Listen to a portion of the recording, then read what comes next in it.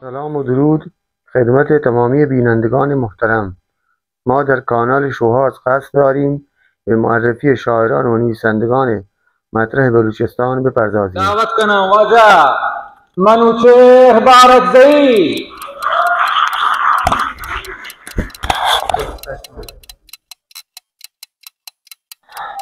شاد باد روم مهراب و مرایی ارواح و واجه سعید بهواریه که شعر پدام پیشون کتن تو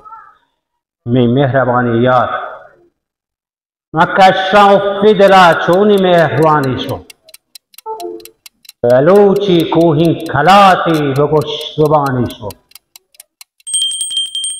این نام نقش مدام قرآن دل بنده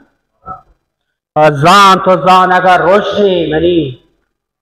جهانی شو ایدا که بی تو محراب کجا دلا دارم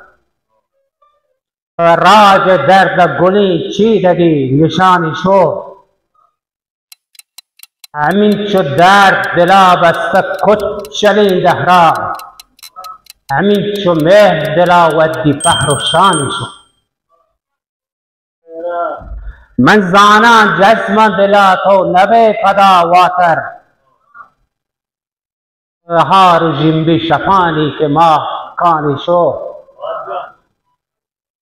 رجین که ماه شمی گوناب وطی حیالانگو نگوست چیزی پلی سیدا دیگه جوانی شو کپوتن سر جمی جنگل گل نالگان ششته که دیه شب زبانی و در بیانی شو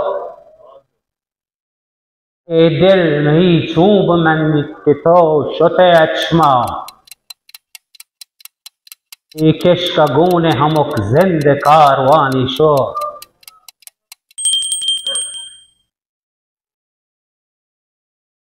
ای کشک و راه منوچهر گمان نبندان چراغ راه جسر تگی جسر گاری ماه کانی شو